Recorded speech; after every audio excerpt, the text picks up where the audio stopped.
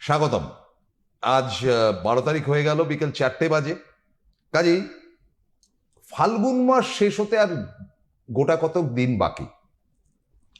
তো আমাদের এই অনুষ্ঠান খুব ইন্টারেস্টিং, ট্যারো কার্ডের। আমরা গোড়াতেই আপনাদেরকে বলবো যে যারা টিভিতে দেখছেন তো ঠিক আছে ভাই, যারা আপনার পরিবারে দেরিতে আসবেন বা যদি মনে করেন যে তারা অফিসে বসে দেখবেন, কারণ আজকে তো সকলেরই অফিস আছে, আর বছরের প্রথম দিকে প্রথম 3-4 মাস তো কেউ কামাই করতে চায় না চট করে, তাদের জন্য ইউটিউবে আপনারা কিন্তু মানে প্রত্যেকেরই তো এখন ফোন আছে, হাত ফোন আছে বা মুঠো ফোন যেটাকে বলে।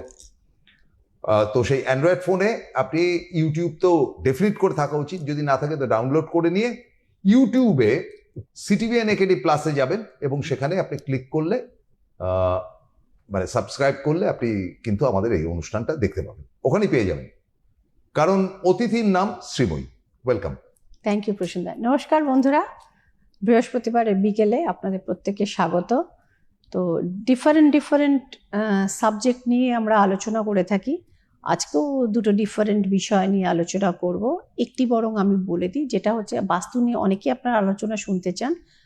অনেকে জানতে চেয়েছেন শ্রীময়ী বাড়ির বাস্তু, অর্থাৎ ফ্ল্যাট বাস্তু নয়, বাড়ির বাস্তুতে সিঁড়িটা কোন দিকে হওয়া উচিত, সেটা নিয়েও আমরা একটু আলোচনা করে নেব। তাহলে আমাদের এটা তো আমরা ধরে নিতেই পারি যে বাস্তুর জন্য তো সবসময় শুভ দিনগুলোকে দেখা হয়, পুজো আচ্চা করে। দেখুন, একটা বাড়িতে গৃহপ্রবেশ হয়, হ্যাঁ, আমি গত সোমবার দিনের অনুষ্ঠানে বারবার বলছিলাম শুভ কাজ, একদম শুভ কাজের জন্য হয়তো চৈত্র মাসটা শুভ নয়, কিন্তু পুজো আচ্চাটা চৈত্র মাসে করে বৈশাখে গিয়ে তার শুভ কাজটা করা যায়। পয়লা বৈশাখ আছে, অক্ষয় তৃতীয়া আছে, প্রচুর শুভ অনুষ্ঠান মানে তিথি রয়েছে, বৈশাখ মাসে তিথি রয়েছে। ফলে এটা আমরা আজকে ধরবো যেটা দ্যাট উইল বি অ্যাবসলিউটলি বাস্তুজনিত। এবং এই বাস্তুটা কি করে আপনার কাছে আমার প্রশ্ন যেটা, যে এটা কি করে রিলেট করা যায় উইথ আপনার ট্যারো কার্ড। তো এটা খুব সুন্দর কোয়েশ্চেন একটা করেছেন প্রসূনদা। আর প্রসূনদার প্রশ্ন মানে চোখা প্রশ্ন। রিলেট কি করে করা যায় সেটা বরং আগে আসি, কঠিনতম পার্টটা। তো ট্যারো কার্ডে খানিকটা অনুমান, মানে সেক্ষেত্রে অনুমান ঠিক বাংলার বলাটা মানে কিছুটা গেস করা যায় যে বাড়ির কোন সাইডটা গন্ডগোল আছে। এবং তারপরে আরেকটা মোক্ষম অস্ত্র শ্রীময়ীর ভান্ডারে থাকে, যেটা ব্রহ্মাস্ত্র, যেটা হচ্ছে ওরাকেল। আমি আগের প্রোগ্রামে বেডরুম বাস্তু যখন আমরা নিয়ে আলোচনা করছিলাম, আমি বলেছিলাম কোথাও কিছু পাইনি, তো ওরাকেলে ক্লাটার দেখাচ্ছে। তখন আমি তাদের খাট, সেই দম্পতিকে তাদের খাটটা তুলতে বলি, এবং সেই হাইড্রোলিক সিস্টেমের খাট যখন তারা তোলেন, নানা রকম মানে সেই পুরনো আবর্জনা এবং ক্লাটারে সেটা ভর্তি ছিল, সেটা ঠিক করে ওগুলো রিমুভাল করে দিতেই এবং দু একটি জিনিসের প্লেসমেন্ট করে দিতে দে আর হ্যাপি নাও। তো আজকে বরং আমরা আলোচনা করি যে দক্ষিণ পশ্চিম সব থেকে যেটা নেগেটিভ জায়গা বলে মনে করা হয় যে কোনো বাস্তুতে, অর্থাৎ নৈঋত কোণ, সাউথ ওয়েস্ট কর্নার, যাকে আমাদের শাস্ত্রে বলা হয় রাহুর বাস। দক্ষিণ পশ্চিম কর্নারে মানে যে কোনো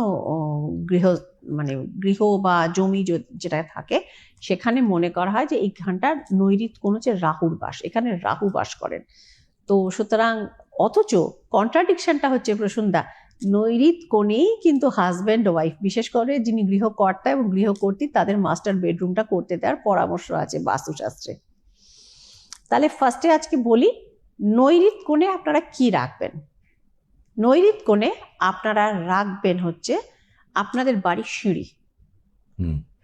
সিঁড়ি কোথায় থাকবে এবং কোথায় থাকবে না, ইনি খুব একটা আলোচনা শোনা যায় না।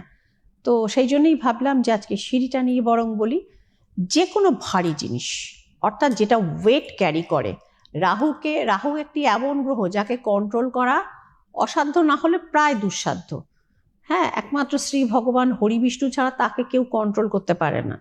তো যাই হোক, এবার বাড়ির তাকে এখন কিন্তু রাহুকেও তো দরকার, কলিযুগে রাহু রাজা, তাকে আপনার জীবনে গ্রোথের জন্য দরকার। এই গ্রোথটা কোথায়? আপনার কেরিয়ার গ্রোথ, আপনার কেরিয়ারে বিদেশের কানেক্টিভিটি আনবার জন্য যে গ্রোথটা দরকার, যে কানেকশন দরকার।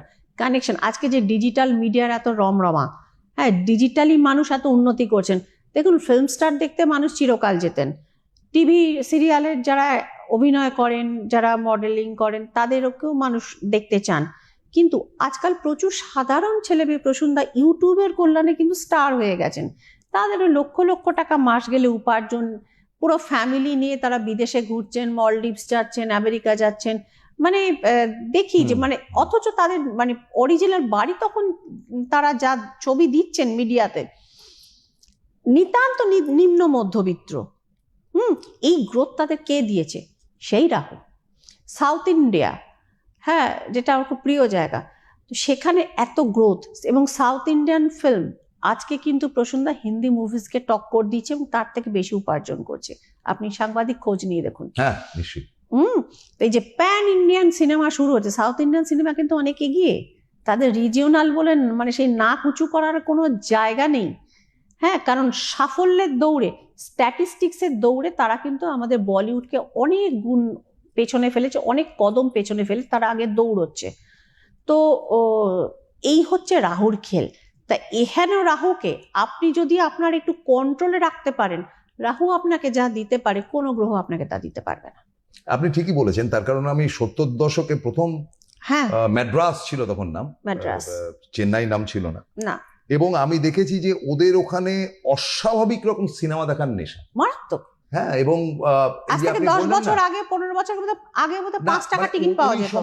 ওই সময়টা ধরুন, ওই সময়টা একটা হিন্দি ছবি বানাতে যে খরচা হতো তার থেকে হয়তো তখনকার দিনে কম খরচা হতো, কিন্তু আজকের দিনে 3 গুণ বেশি খরচা হচ্ছে, মারাত্মক খরচা। কিন্তু ওই সিনেমার হলগুলো কিন্তু অদ্ভুত, আপনি ফাঁকা পাবেন না, কখনো ফাঁকা পাওয়া যায় না, কখনো এবং ফাঁকা ওরা পাবেন না। হাজার হাজার টাকা কিন্তু ফার্স্ট প্রেফারেন্স হিসেবে সিনেমার পেছনে খরচা করে। একটা বাইক কেনার থেকে ওরা সিনেমা দেখা প্রেফারেবল মনে করে। Always preferable. সেখানে আমার কথাটা হচ্ছে যে এই দক্ষিণ ভারতের এই বাস্তুজনিত কালচারটা আমি তো আর পশ্চিমবঙ্গে নিয়ে আসতে পারবো না, না, সেটা নিয়ে আসা সম্ভব না। এবং আরেকটা জিনিস, মানে কোইন্সিডেন্টলি আপনার সাথে প্রোগ্রাম করতে বসলে ওই ইন্টারেস্টিং পয়েন্টগুলো উঠে আসে, যেগুলো আমার বহুকালের অ্যানালিসিস ছিল।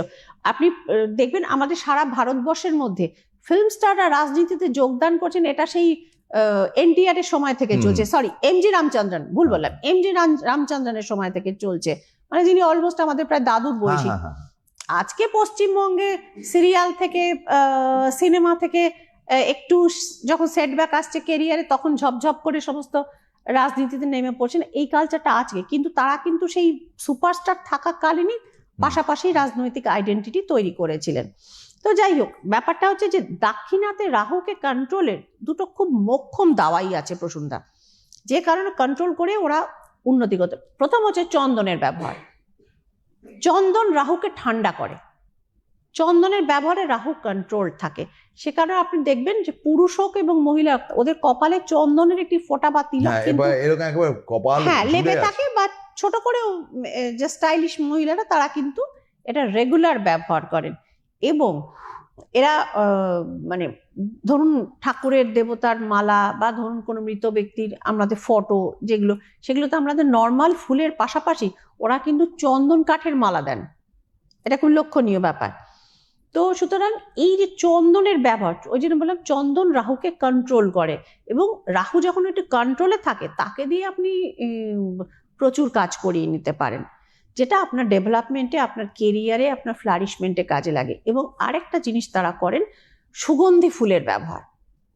আপনি দেখবেন সাউথ ইন্ডিয়াতে আজও মেয়েরা, এখন হয়তো অত বড় বড় বেনি সময় নেই, কিন্তু সাউথ ইন্ডিয়া চুলের জন্য বিখ্যাত। পুরুষ মহিলা উভয় একদম মানে মাথা ভরা চুল, তাদের রং কালো হতে পারে, চুলে মাথা ভরা। তো ফুলের ব্যবহার মারাত্মকভাবে, সকালে বিকেলে ওই গজরা ছাড়া তারা কিন্তু রাস্তায় বেরোন না। তো এই যে জায়গাগুলো, এরা কিন্তু রাহুকে ঠান্ডা করার উপায়টা খুব বুদ্ধি করে বার করেছেন। খুব গরমের জায়গা, হ্যাঁ, প্রচন্ড গরমের জায়গা। ফুল একটা ফ্রেশনেস দেয়, ফুল একটা দেখলে চোখের আরাম হয়। তো সব ব্যাপারগুলোই এরা রাহুকে কিন্তু কন্ট্রোল করেছেন এবং নিজেদের গ্রোথটাকে সেই জায়গায় এনারা নিয়ে গেছেন। এবার যেখানে আসলাম যে রাহুকে তাহলে যে নৈরিত কোণে আপনার বাড়ির সিঁড়িটা করুন। এখানে প্রসূনদা ফ্ল্যাটের বাস্তু এবং বাড়ির বাস্তুর মধ্যে অনেকটা তফাৎ আছে। ফ্ল্যাটের বাস্তুতে আপনি 4 তলায় থাকুন, 5 তলায় থাকুন, 2 তলায় থাকুন, আপনি অলওয়েজ নিজের ভূমিটাকে লুজ করছেন। সুতরাং ফ্ল্যাটের বাস্তু করার তুলনায় বেশি টাফ। কিন্তু বাড়ির বাস্তুতে আপনি পৃথ্বী তত্ত্বকে লুজ করছেন না। আপনি হয়তো একতলা বাড়িতেই থাকুন না, পৃথ্বীর তত্ত্বটা আপনার সঙ্গে থাকছে, আপনি মাটিটাকে পাচ্ছেন। হ্যাঁ, আর দোতলা তিনতলা আপনি সেই তলার ওপরই তুললেন, সেক্ষেত্রেও আপনি আপনার গার্ডেনটা থেকে যাচ্ছে বা ভূমিটা আপনার থেকে যাচ্ছে, কিন্তু ফ্ল্যাটের ভূমি আপনার নয়, মাথার ছাদও আপনার নয়, সেটা অন্য কারোর দখলে, পায়ের তলার ভূমিও আপনার নয়। যে কারণে ফ্ল্যাটের মধ্যে ইমব্যালেন্স অনেক বেশি, এবং বাস্তু করতে গিয়ে আমাদের ব্যালেন্সিং জায়গাটাকে খুব পাওয়ারফুল করতে হয়, আদারওয়াইজ সুখে শান্তিতে মানুষ বাস করতে পারেন না। তো যে কোনো ভারী জিনিস দিন, যাকে বলা হয় রাহুর ওপর চাপিয়ে দিন। আপনার পুরনো কোনো মেশিন, লেদ মেশিন, হ্যাঁ, কারখানা, আপনার যদি কারখানা করতে হয় তাহলে আপনি যদি কেউ বাড়িতে, অনেকে আমার ক্লায়েন্ট আছেন যাদের বাড়িতে কারখানা, ম্যানুফ্যাকচারিং ইউনিট, তাদেরকে ধরুন এরকম আছে যারা ধরুন ওই টোটোর পার্টস বিক্রি করেন এবং সেটা বাড়িতে তৈরি করেন, জায়গা রয়েছে, সাবার্বসে বাড়ি, গ্রামের দিকে বাড়ি, তাদেরকে বলি সাউথ ওয়েস্টটাকে আপনারা বাছাই করুন, ওইখানে ভারী যন্ত্রপাতি এবং ম্যানুফ্যাকচারিং ইউনিট চালু করুন, খুব ভালো থাকে। এবং ওই দিকটা যদি গ্যারেজ করতে পারেন, দা বেস্ট। গ্যারেজ আপনি বাড়ির বায়ু কোণেও করতে পারেন, নর্থ ওয়েস্টে সেটাও করতে পারেন, কিন্তু সাউথ ওয়েস্টে করলে আপনার রাহু কন্ট্রোলে থাকে, কুপিতে রাহু হতে পারে না, এবং রাহু শান্ত হয়, এবং শান্ত থেকে সেই আলাদিনের বাধ্য দৈত্য যদি হয়, সে আপনাকে জীবনে কিন্তু রাজা করে দিতে পারে। তো ফলে এই যে বাস্তুজনিত ব্যাপার, এটার সঙ্গে কিভাবে আপনি রিলেট করছেন এই নবরাত্রিকে? নবরাত্রি রিলেট আমি করছি, আমি তার আগে আর দুটো পয়েন্ট বরং বলে দিই। সিঁড়ি নিয়ে কথা হচ্ছে, মানে ধরুন আপনি কোনো ফ্ল্যাট, আজকাল ম্যাক্সিমামই ফ্ল্যাট কালচার, ধরুন আপনি কোনো ফ্ল্যাটের সেকেন্ড ফ্লোর বা থার্ড ফ্লোরে থাকেন, এবং আপনার ফ্ল্যাট হচ্ছে একটি কোণা দেখে, ধরুন উত্তর পূর্ব কোণা, একটা ভালো বাস্তুবিদকে দেখিয়ে আপনি সেখানে উত্তর পূর্ব কোণায় একটি ফ্ল্যাট পেয়েছেন নর্থ ইস্টে, এবং খুব খুশি আছেন, কিন্তু আপনি অথচ তারপর থেকে আপনার টাকা পয়সায় ধস নামছে, আপনার ছেলে মেয়ে পরীক্ষায় খারাপ নম্বর পাচ্ছে, আপনার সঙ্গে তাদের সম্পর্ক খারাপ হচ্ছে, আপনার গিন্নি কিংবা কর্তার সাথেও আপনার মাঝে মধ্যে খিটিমিটি লাগছে, আপনি মনে মনে ভাবছেন এত বড় বাস্তুবিদকে ডেকে এনে তো আমি করালাম, এই ফ্লোরটা একদম, এই পজিশনটা দা বেস্ট বলে গেলেন, তাহলে কি হলো? আপনি দরজা থেকে বেরিয়ে দেখুন, আপনার একটা তো সাইডে লিফট থাকে প্রত্যেকটা মডার্ন ফ্ল্যাটের, যে সিঁড়িটা পাশাপাশি একটা সিঁড়িও তো থাকে, যে সিঁড়িটা নিচে থেকে এসে ওপরে উঠে যাচ্ছে, সেই সিঁড়িটা আপনি খুব একটা ভালো দেখতে পাচ্ছেন না, আপনার চোখের সামনেই আপনি দেখছেন যে সিঁড়িটা নিচে নেমে যাচ্ছে, আপনার দরজা খুলেই দেখছেন চোখের সামনে সিঁড়ি নিচে নেমে যাচ্ছে। আমরা যেটা দেখি প্রসন্দা, ভিজুয়াল আমরা যেটা দেখি, সেই অনুযায়ী আমাদের সাইকো যে নার্ভাস যে সিস্টেমটা থাকে, সেই অনুযায়ী কিন্তু কাজ করতে থাকে।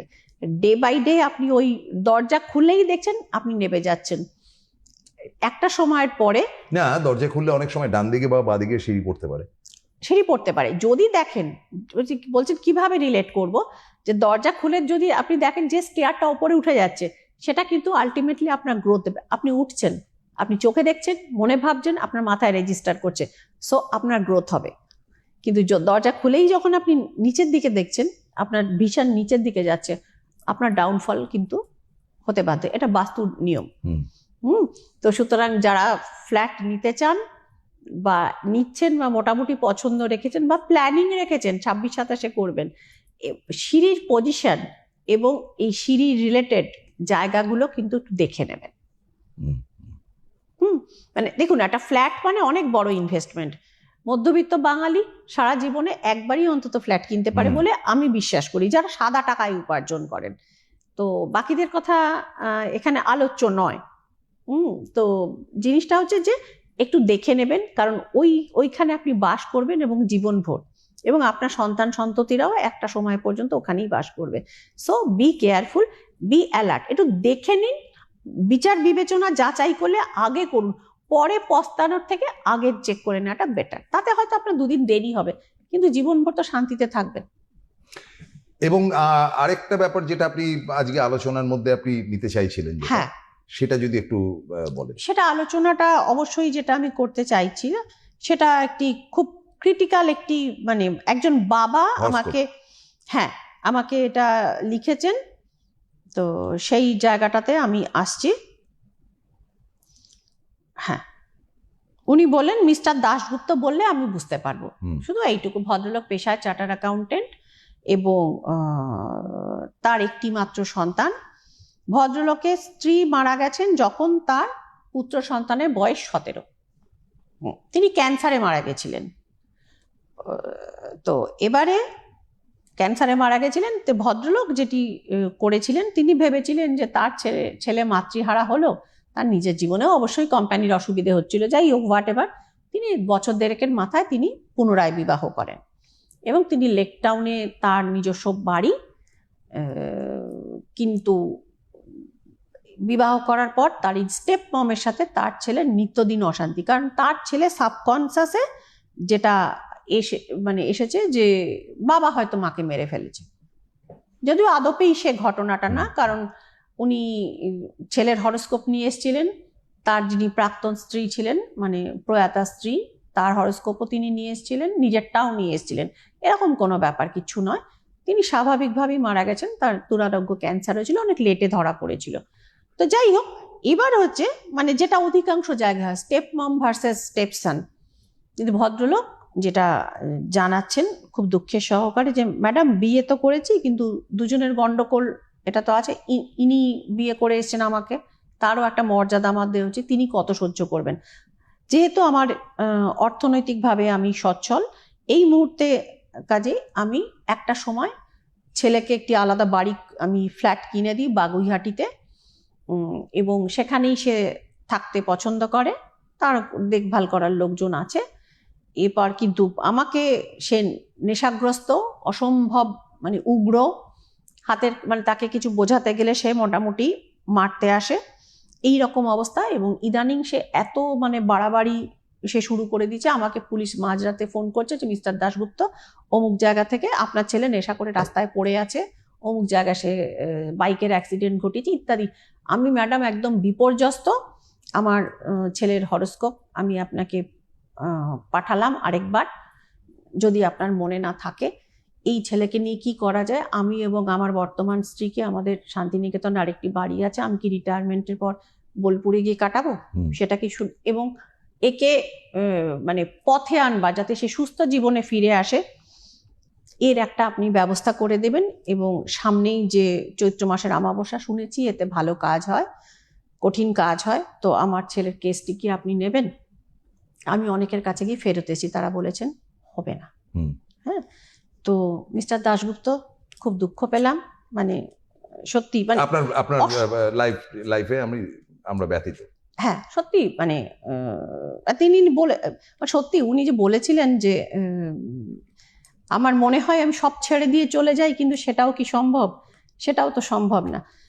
সত্যিই তাই, 5 অফ কাপস দেখাচ্ছে যে আপনি নিজে সেই চিন্তা ভাবনা করেছিলেন এবং ছেলের সাথে আপনার সম্পর্ক যে প্রায় শেষ সেটাও বলছিলেন যে মানে এত রেকলেস ড্রাইভিং করে ছেলে, পুলিশ তাকে একাধিকবার তুলে নিয়ে গেছে, তাকে গিয়ে জামিন দিয়ে ছাড়িয়ে আনতে হচ্ছে, রেকলেস ড্রাইভিং, হ্যাঁ একদম একদম বিশৃঙ্খল ভাবে র্যাশ ড্রাইভ করে, বিশৃঙ্খলটা কারেক্ট হ্যাঁ অ্যাপ্লিকেশন। তো সুতরাং এই এবং তার বিশৃঙ্খলাপূর্ণ জীবন, হ্যাঁ সে সারাদিন নেশা করছে, বন্ধু বান্ধব লেট নাইট করছে, কাউকে চট থাপ্পড় মারছে, অনেক মহিলা গঠিত ব্যাপার আছে।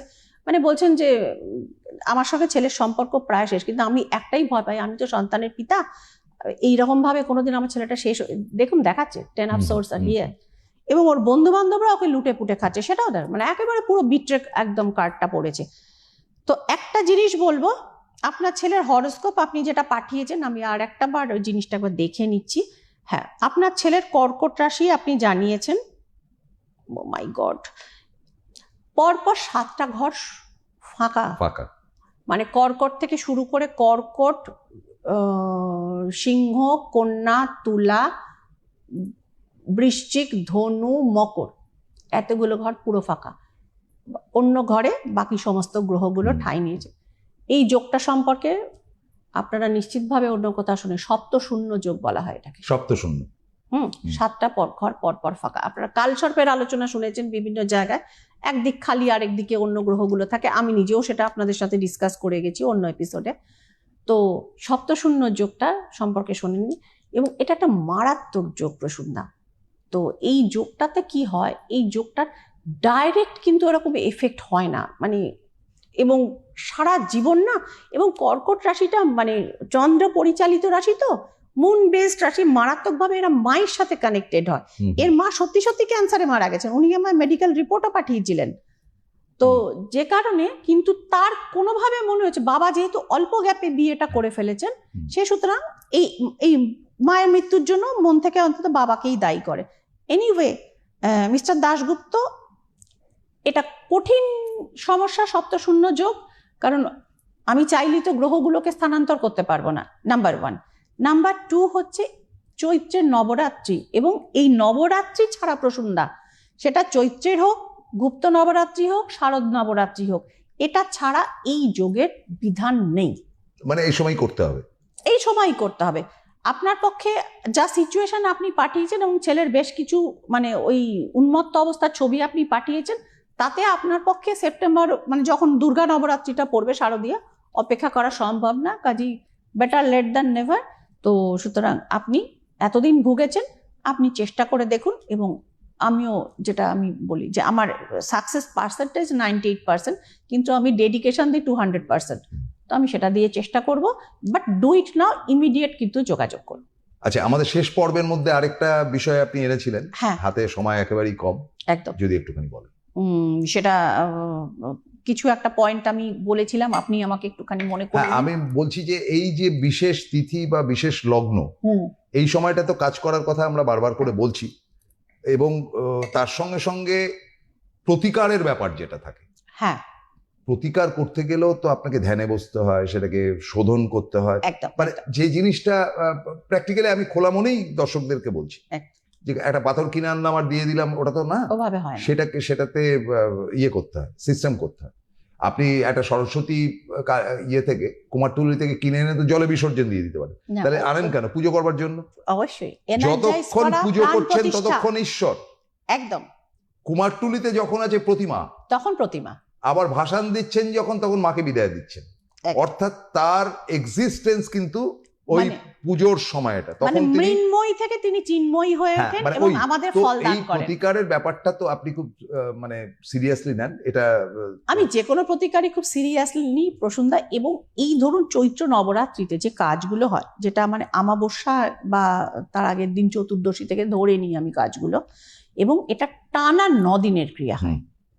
টানা 9 দিনের ক্রিয়া, মানে একদম আপনি প্রতিপদ অমাবস্যা থেকে পরে প্রতিপদ পড়লো, টানা নবরাত্রি মানে রামনবমীর দিন শেষ হয়। রামনবমীর দিন শেষ হয়, এবং এই সময় ক্রিয়াটা করলে যেমন গ্রহ প্রতিকার, এই যে বললাম সপ্তশূন্য যোগ, এটা একটি ভয়ঙ্কর জিনিস, মানে প্রায় না হওয়ার মতো একটা ক্রিটিক্যাল একটা গ্রহগত তার পজিশন রয়েছে, তার সাথে তার অন্যান্য জিনিসপত্র রয়েছে, বাস্তুতে গন্ডগোল রয়েছে। কাজে এই যে জিনিসগুলো টানা ওই 9 দিনের প্রতিকার না করলে, সিস্টেমের না ফেললে, এই যোগ কাটানো মানে এখান থেকে ছেলেকে বার করে আনা, ইটস রিয়েলি টাফ। কিন্তু এবং এই একটা টাফ কাজ রয়েছে, অনেকে প্রচন্ড ক্রিটিক্যাল বাস্তু থাকে, প্রচন্ড ক্রিটিক্যাল বাস্তু থাকে, মানে সে এরকম বাস্তু থাকে যে মানে মনে হচ্ছে যে বাড়িতে না কিছু একটা ভারী কিছু চলে গেল, অথচ কিছু পাওয়া যাচ্ছে না, আমাদের সময় বোধহয় একদম শেষ। তো ক্রিটিক্যাল বাস্তুর প্রতিকার এই সময়টা কিন্তু করা হয়, এবং এই অমাবস্যা এবং এই টানা 9 দিনের প্রতিকার নিয়ে, কারণ একদিন দুদিনের কাজে শ্রীময়ী চক্রবর্তী বিশ্বাসী নয়, সেই জন্য তুলনায় কম লোক দেখে যাতে পারফেকশনে পৌঁছতে পারে। Thank you very much. আজকে হাতে আর সময় নেই, আপনারা সরাসরি যোগাযোগ করে দেবেন। এবং আপনাদেরকে বলি যে 25 তারিখে বোধহয় রামনবমীর এই বাসন্তী পুজো, তার আগে নবরাত্রি কিন্তু শুরু হয়ে যাচ্ছে অমাবস্যা থেকে।